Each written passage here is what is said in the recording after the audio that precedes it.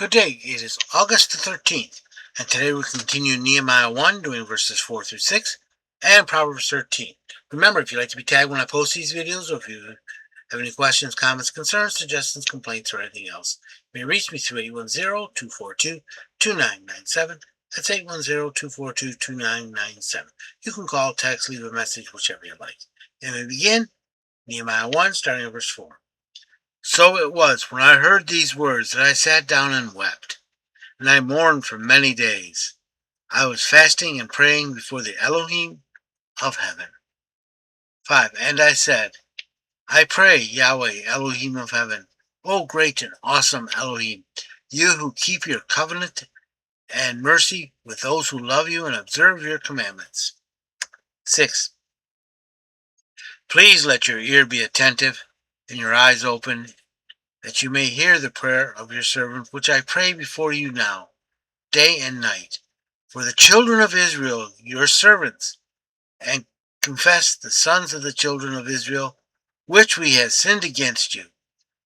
Both my father's house and I have sinned. See, Nehemiah just heard what's going on in Jerusalem, about all the intermarrying and that. And he took it like Ezra did. He prayed for days. 4. So it was, when I heard these words, I sat down and wept. He was astonished. He was like stone. And mourned for many days. He was just there. I was fasting and praying before the Yahweh of heaven.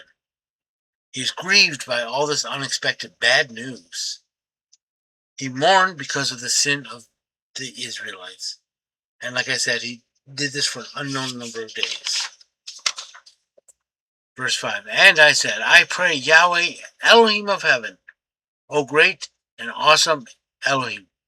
He's dealing with his majesty and divine might. You who keep your covenant and mercy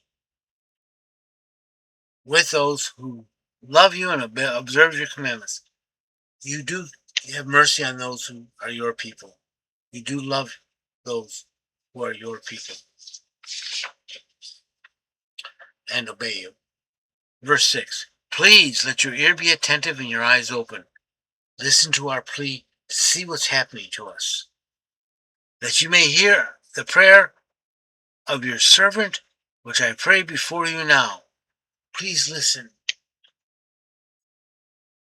Day and night I am continually in prayer for the children of Israel, your servants, and confess the sins of the children of Israel. That's an awkward wording for me. He's saying,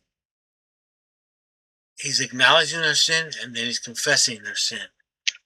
Which have sinned against you. Both my father's house and I have sinned. I'm not excluding my household from this either. This is a confession. He's very humble here. Proverbs 13. A wise son is instructed of his father, but a scorner heareth not rebuke. A wise son is... Okay, that's how you want me to do it. A scorner? What do you mean? You're telling me I'm wrong. To a man shall eat good from the fruit of his mouth. As he speaks, so shall he receive. But the desire of the faithless is violence. 3. He that guardeth his mouth keepeth his life. In other words, a smart mouth can keep you alive, or a quiet mouth can keep you alive. But if in the open wide his lips, there should be room. You say too much, and people will get mad at you and attack you. Being quiet can save your life. 4. The soul of the sluggard desireth and has nothing, because he doesn't do anything to get it. He says, I want that. I want that. Let's say, I want that remote. It's 3 steps over there, and he just sits on the couch. I want that remote. He doesn't do anything. But the soul of the diligent should be abundantly gratified. The diligent will go over there and pick up that remote, or not put it that far in the first place before he sat down. 5. A righteous man hateth lying, but a wicked man behaveth vilely and shamefully. 6. Righteousness guardeth him that is upright in the way, but wickedness overthroweth the sinner. Righteousness will guard you, because you are in God's way. You have right standing before God. But wicked you have no protection. 6, right. 7, there is a man that pretendeth to be rich, yet has nothing. There is a man that pretendeth himself poor, yet has great wealth. Appearances can be deceiving.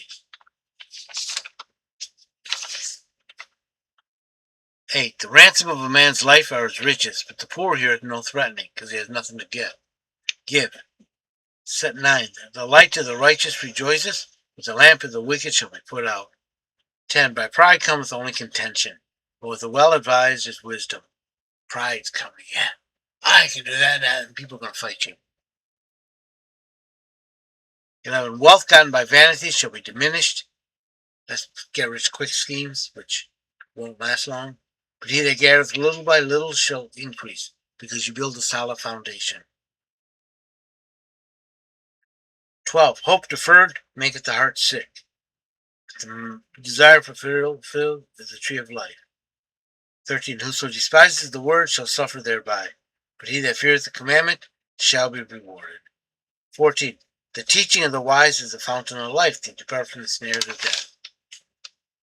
15, good understanding giveth grace, but the way of the faithless is harsh. 16, every prudent man dealeth with foresight, but a fool unfoldeth folly, because he doesn't look ahead and try to figure out what's going on. 19, a wicked messenger falleth into evil, but a faithful ambassador is health. 18, poverty and shame shall be to him that refuses instruction, but he that regardeth reproof shall be honored.